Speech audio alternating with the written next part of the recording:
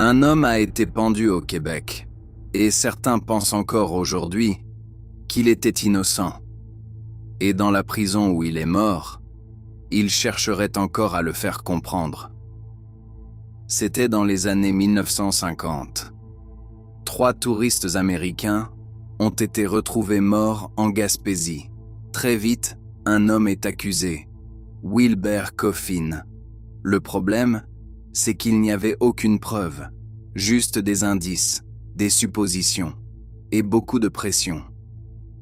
Mais malgré les doutes, il est condamné et pendu à la prison de Bordeaux. Mais après son exécution, quelque chose ne collait pas. Des journalistes, des experts et des citoyens ont commencé à poser une question, une seule. Et s'il n'était pas le bon? Et depuis, certains disent qu'il n'a jamais quitté la prison, qu'il erre encore, dans les couloirs, pas pour faire peur, mais pour que quelqu'un comprenne enfin la vérité.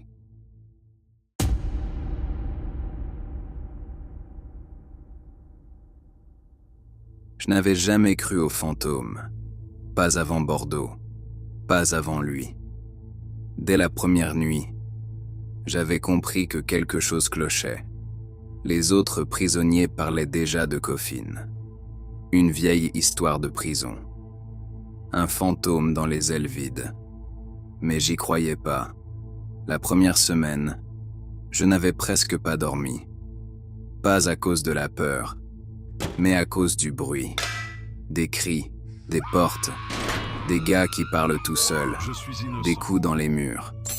La prison respire, elle bouge, elle vit. Mais après quelques jours, tu t'habitues. C'est quand tu t'habitues que ça devient dangereux. Parce que tu remarques ce qui ne devrait pas être normal. C'était arrivé une nuit. Vers 3 heures du matin, je m'étais réveillé d'un coup. Pas en sursaut. Pas à cause d'un cauchemar. Je m'étais juste réveillé. Et tout de suite, j'avais su que quelque chose clochait. Il n'y avait aucun bruit. Pas de voix. Pas de chaîne. Pas de porte. Rien. Même la ventilation semblait morte. Le silence était tellement épais que j'entendais mon propre cœur battre. Lent. Lourd. Comme s'il ne voulait pas faire de bruit lui non plus.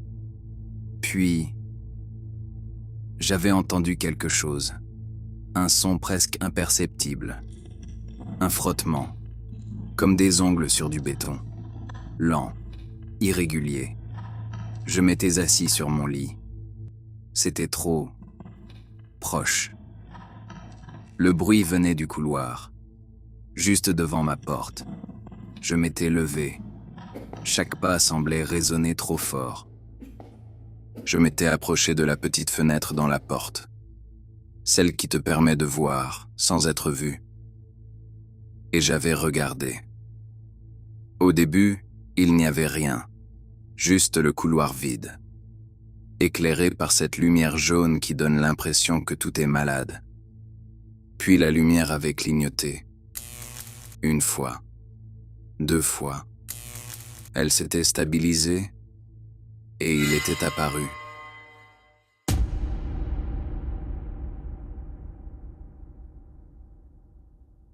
Il était déjà là, mais je ne pouvais pas le voir avant. C'était une silhouette, floue, instable, comme si l'air autour de lui tremblait. Il ne marchait pas, il glissait. Ses pieds touchaient le sol, mais sans vraiment le toucher. Chaque mouvement était lent, trop lent. Je voulais reculer, mais je ne pouvais pas. Et quand il est passé sous la lumière, j'ai vu son visage. Ou plutôt, ce qu'il en restait. Ses traits semblaient tirés vers le bas, comme si quelque chose l'avait étiré. Ses yeux étaient ouverts, beaucoup trop ouverts, mais vides, Et son cou. Il y avait une marque, une ligne sombre, propre, comme la trace d'une corde. Il s'était arrêté juste devant ma cellule. Puis, il avait tourné la tête vers moi, lentement, et je sais pas comment l'expliquer, mais j'avais senti le moment exact où il m'avait vu. C'était pas un regard humain. Je m'étais senti inspecté, traversé, jugé.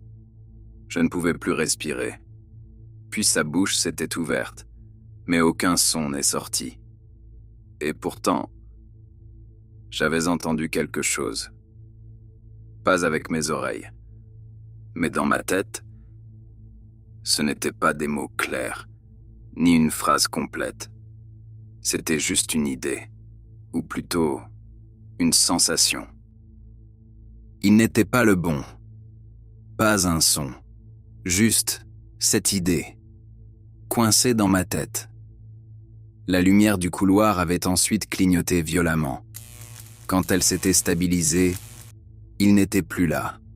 Les bruits de la prison étaient revenus, d'un coup, comme si quelqu'un avait appuyé sur play. C'était pas moi.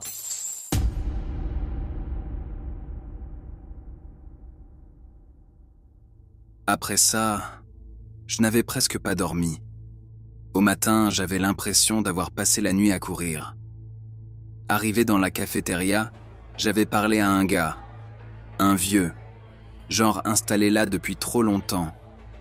Je lui avais demandé « Les lumières, la nuit, ça bug souvent ?» Il m'a regardé, longtemps, trop longtemps. Puis il m'avait demandé « T'es dans quelle aile ?» Quand je lui avais répondu, il avait pâli. « T'aurais pas dû être là. » Je lui ai demandé de quoi il parlait, même si, au fond, je savais déjà. Il avait baissé la voix. « C'est là qu'ils disent qu'ils passent. » Qui ? Silence. Puis il a ajouté. « Coffin. » J'aurais aimé dire que ça avait été la seule fois. Que c'était juste un mauvais moment. Un bug. Un rêve. Mais non. Les nuits suivantes, le silence revenait. Toujours à la même heure. Toujours précédé de ce même malaise. Et toujours. J'entendais le frottement. Mais je ne regardais plus. Du moins, pas au début. Une nuit, j'avais craqué. Je voulais comprendre. Je voulais me prouver que c'était juste dans ma tête. Alors j'avais regardé. Et il était déjà là. Trop près. Beaucoup trop près. Son visage remplissait toute la vitre, et ses yeux étaient fixés sur moi. Mais cette fois, ils n'étaient plus vides. Ils étaient pleins. Pleins de quelque chose que je n'arrive pas à décrire. De la colère ? Non. De la peur. Mais pas pour moi. Pour lui. Sa bouche avait bougé. Encore une fois, il n'y avait eu aucun son. Mais dans ma tête, c'était plus clair. Ils ont menti. Après tout ça, il m'avait transféré dans une autre aile, sur un autre étage. Mais ça n'a rien changé. Parce que parfois, la nuit, quand tout devient silencieux, j'entends encore des ongles sur le béton. Et je sais qu'il n'est pas resté là-bas. Il m'a suivi. Et maintenant, il regarde à travers moi, en attendant que je comprenne. Parce que lui, il sait.